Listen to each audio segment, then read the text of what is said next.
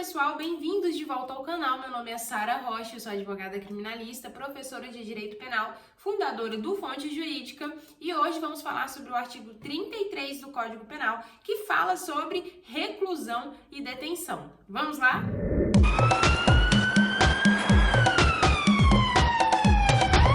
Então vamos lá, artigo 33 do Código Penal.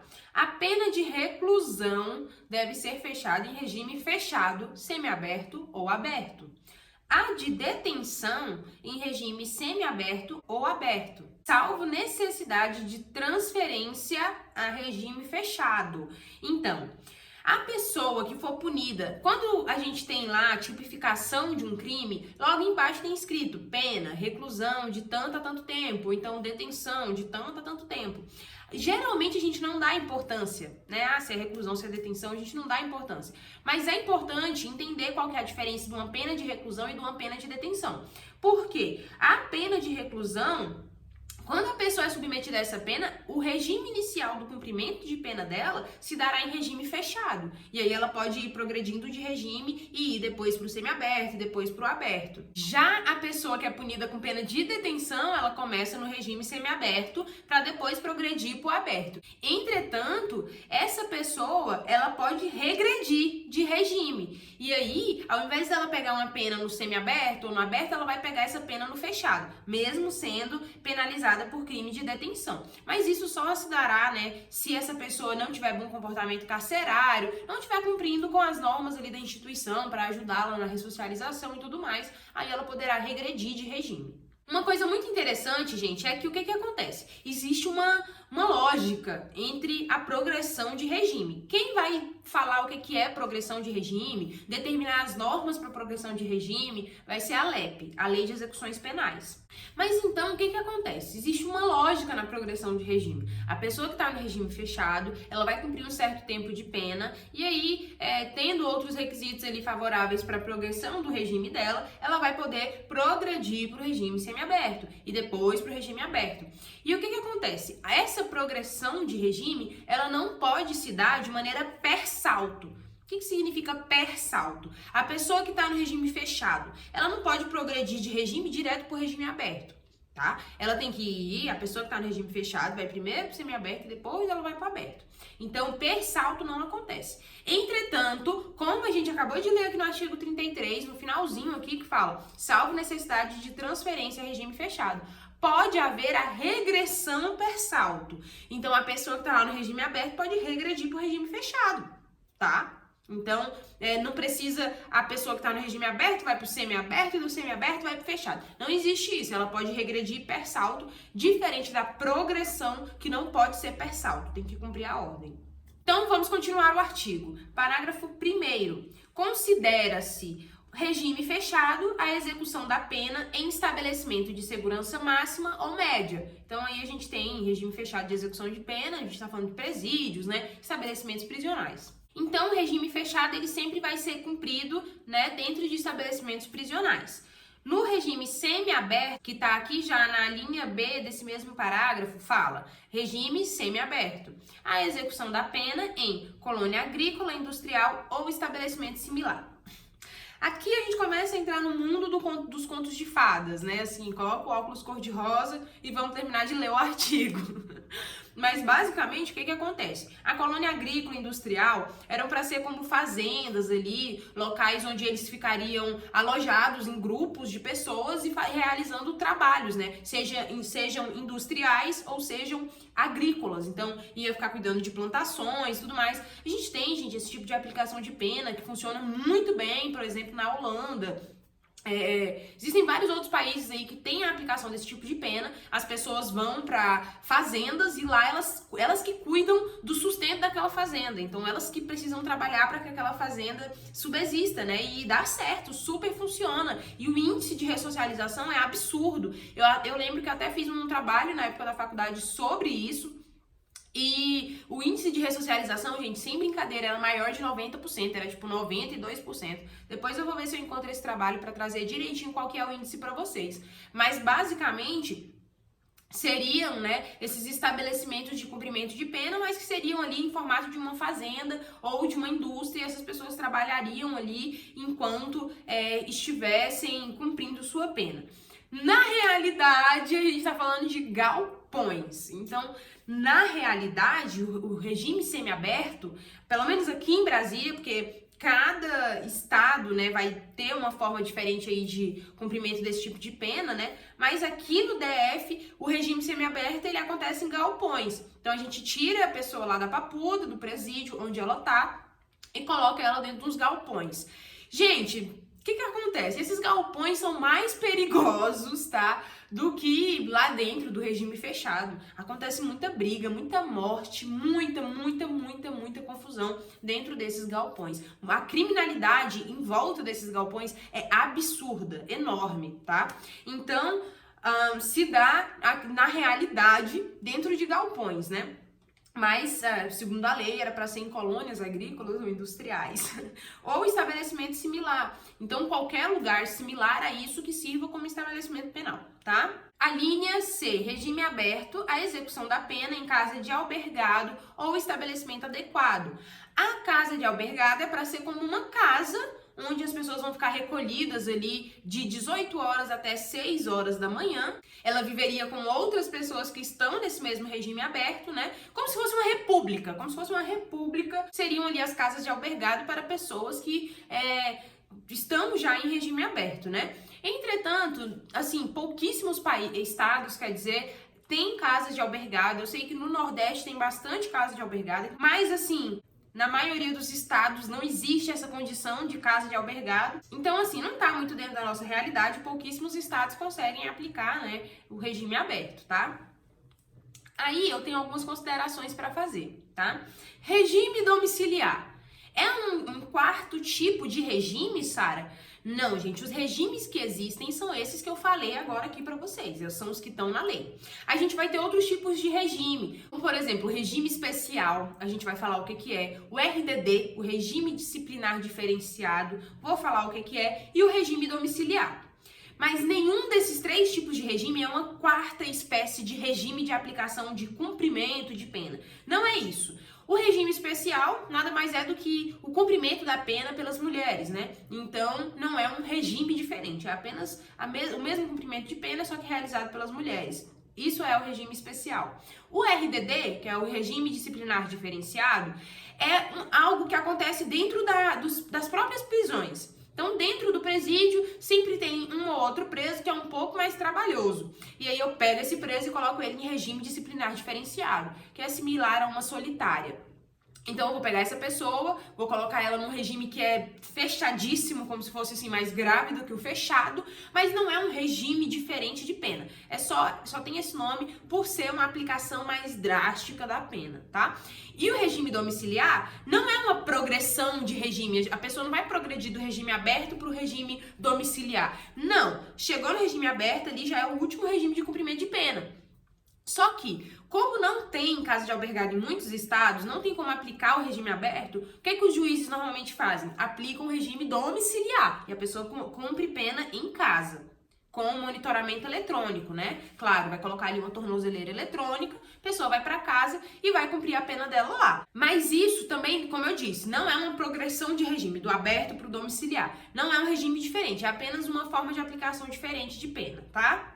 E aí nós temos a súmula vinculante número 56, que é uma súmula vinculante que provavelmente vai cair em alguma prova sua, numa OAB da vida. É uma súmula que tem bastante bafafá sobre ela, tá? E ela fala que a falta de estabelecimento penal adequado não autoriza a manutenção do condenado em regime prisional mais gravoso, devendo-se observar nessa hipótese os parâmetros fixados no RE 641.320 RS. Então, aqui, o que a gente está falando, gente? A gente está falando que eu quero progredir de regime. Eu estou no regime fechado e eu quero progredir para o regime semiaberto. Já cumpri o tempo de pena que eu preciso cumprir para fazer a progressão. Cumpro todos os requisitos. Só que o que acontece? Não tem vaga no regime semiaberto para eu poder ir. Eu tenho que ficar esperando lá no regime fechado, abrir vaga para eu poder ir? Não, essa súmula fala que não. Nesse caso, a gente vai ter uma aplicação. O que vai acontecer, gente? O juiz, ele tem que fazer o seguinte, ele tem que pegar alguém que está há mais tempo lá no regime semiaberto já cumprindo, mesmo que não tenha cumprido o tempo todo que precisa para progredir, vai pegar a pessoa que está lá há mais tempo, que está quase completando esse prazo completo para progredir, pega essa pessoa e coloca ela em regime aberto ou domiciliar. Vamos colocar ela progride de regime e aí eu pego essa pessoa que está no regime fechado e jogo pro semiaberto. Entendeu? Então é assim que a gente vai fazer quando não houver vaga para alguém progredir de regime, essa pessoa já cumpriu o tempo que precisa, tem os requisitos que precisa, e aí o que você vai fazer? Você vai fazer com que o juiz retire alguém que já esteja há mais tempo cumprindo pena no regime que a pessoa vai, faz essa pessoa progredir de regime, e aí pega o seu sujeito e progride ele de regime. Tudo com base nessa súmula que eu falei pra vocês. E a gente tem, né, alguns questionamentos, porque algumas prisões, assim, pela nossa Constituição, né, existe regras de como deveriam ser os estabelecimentos prisionais, né, e não são cumpridas essas regras de como seriam os estabelecimentos. E a gente tinha que ter, gente, presídios com alas diferentes para cada sujeito, cada espécie de crime diferente. Então, pessoas que cometem crimes sexuais vão ficar nessa ala, homicidas vão ficar nessa ala. E na prática a gente não tem isso. Geralmente a gente tem um só pavilhão dividido em alas e aí fica ali todo mundo espalhado. E aí o que acontece? Isso é muito prejudicial, que às vezes a gente tá colocando uma pessoa que cometeu um tráfico, que às vezes era até um usuário, foi pego num tráfico, e aí a gente tá colocando ela junto com um homicida, com um estelionatário, com o chefe da quadrilha de uma organização criminosa, e aí a gente tá colocando essa pessoa em contato com ela. E aí por isso a gente fala, né, a prisão é a escola do crime. Porque lá muitas pessoas entram, né, cometendo crimes muito pequenos e saem de lá grandes criminosos cometendo crimes muito maiores do que poderia cometer, porque conheceu pessoas ali que, né, são muito mais envolvidas até do que ela era. Então, é bem perigosa essa questão, por isso a gente não deveria misturar os presos, né? Então, vamos dar continuidade, porque a gente vai falar do artigo inteiro e são 4 parágrafos.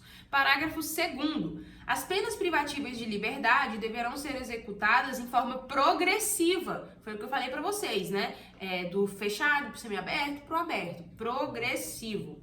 Segundo mérito do condenado, observados os seguintes critérios e ressalvadas as hipóteses de transferência a regime mais rigoroso. Então aqui a gente vai determinar quando a pessoa vai pro fechado, quando vai pro semiaberto, quando vai pro aberto. O condenado a pena superior a 8 anos deverá começar a cumpri-la em regime fechado, se a pena for de reclusão, tá? Lembra disso, se a pena for de reclusão, essa pessoa vai iniciar o cumprimento da pena em regime fechado, se o crime dela for com pena superior a 8 anos. Então, ela começará a cumprir a pena dela em regime fechado, tá? A linha B.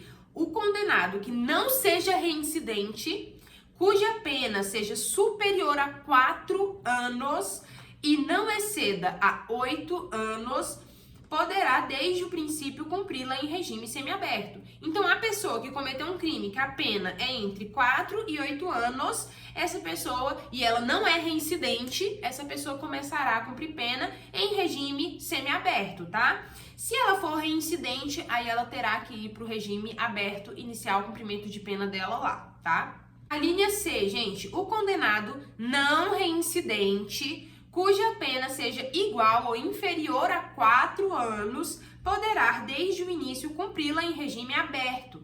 Então, aqui, se a pena é menor do que 4 anos, igual, né, ou inferior a 4 anos, ele poderá começar a cumprir essa pena em regime aberto se ele não for reincidente. Se ele for reincidente, a gente vai ter a aplicação da súmula 269 do STJ. O que essa súmula fala? Eu já vou ler ela para vocês, mas basicamente ela fala que se a pessoa tiver boas circunstâncias judiciais, que aí é o artigo 59, né, que a gente fala da personalidade da pessoa, dos critérios ali dela, das próprias circunstâncias da pessoa, então o regime será semiaberto. Se ela não tiver boas circunstâncias judiciais, então o regime vai ser fechado, desde que o crime tenha pena de reclusão. Se tiver pena de detenção, pode ir para o semiaberto. tá? Na verdade, irá para o semiaberto, tá? Então, súmula número 269 é admissível do STJ, tá? É admissível a adoção do regime prisional semiaberto aos reincidentes condenados a pena igual ou inferior a 4 anos, se favoráveis às circunstâncias judiciais. Daqui um pouquinho também vai chegar o artigo das circunstâncias judiciais, eu vou explicar tintim por tintim para vocês, tá? Parágrafo 3º. A determinação do regime inicial de cumprimento de pena far-se-á com a observância dos critérios previstos no artigo 59 desse Código. Novamente, circunstâncias judiciais, tá? Então, no momento que o juiz for fixar a pena daquele sujeito, né? Quando o juiz faz a sentença dele, ele faz, né, dentro da esfera criminal, não é igual na esfera civil. A pessoa vai receber uma pena e ela vai ter uma dosimetria dessa pena dela, né? O juiz vai fazer essa dosimetria da pena. Quando ele for fazer essa dosimetria da pena, ele tem que levar em conta essas circunstâncias judiciais lá do artigo 59 para fixar a pena do sujeito, tá? Isso vai interferir no regime inicial de cumprimento de pena. Isso vai interferir em tanta coisa que a gente ainda vai ver aqui nos próximos vídeos. Vocês vão observar tudo comigo. Por isso que nós, advogados, né, sempre que existe a possibilidade, as circunstâncias judiciais são favoráveis para o sujeito, a gente já começa a nossa dosimetria da pena ali nas nossas alegações finais, né, nossa última peça de defesa, já falando, olha, excelência, como o sujeito possui boas circunstâncias judiciais, as circunstâncias judiciais são favoráveis ao sujeito, então requer a aplicação da pena no mínimo legal, né, requer a fixação da pena base no mínimo legal. Então é isso que a gente geralmente requer na nossa alegação final. Provavelmente você vai ter que escrever exatamente isso que eu falei aqui na sua OAB segunda fase, tá? Então anota aí. Último parágrafo para a gente finalizar esse artigo é o 4º, e ele fala que o condenado por crime contra a administração pública terá a progressão de regime do cumprimento da pena condicionada à reparação do dano que causou ou à devolução do produto do ilícito praticado com os acréscimos legais. Então, aqui a gente está falando que nos crimes contra a administração pública, para a pessoa obter a progressão de regime, ela precisa ou reparar o dano que ela causou ou restituir o ilícito que ela pegou, né? O que ela pegou, ela tem que devolver isso para o Estado. E aí, dessa forma, ela poderia realizar a progressão de regime. Entretanto, gente, se não houver a possibilidade da pessoa restituir isso que ela pegou de volta, mesmo assim caberia essa progressão de regime, tá? Se não tem como ela restituir mais aquele bem, é impossível, né, ela fazer isso, então mesmo assim caberia a progressão de regime para ela. Antes era muito importante essa questão de diferença entre reclusão e detenção, porque antes isso era, por exemplo, o que definia a prisão preventiva. Agora não tem mais isso. Agora essa questão da reclusão da detenção vai interferir apenas no início do cumprimento da pena, tá? E aí, só pra gente falar um pouquinho sobre a prisão simples, que é o que está disposto na nossa lei de contravenções penais, né? Nela, o regime de cumprimento será também o semiaberto ou aberto, tá? Nos crimes hediondos, né, ou equiparados a hediondos, o regime inicial sempre será fechado, mas alguns alegam aí a inconstitucionalidade disso e tudo mais, mas por enquanto ainda não foi definida uma inconstitucionalidade referente a esse tema e por enquanto esse regime inicial será fechado, tá? Bom, gente, esse é o vídeo de hoje, foi um pouco mais longo porque tinha bastante coisa para falar nesse artigo. Espero que vocês tenham entendido. Qualquer coisa é só entrar em contato através das redes sociais que estão aqui na descrição do vídeo. Um beijo, até o próximo vídeo. Tchau, tchau.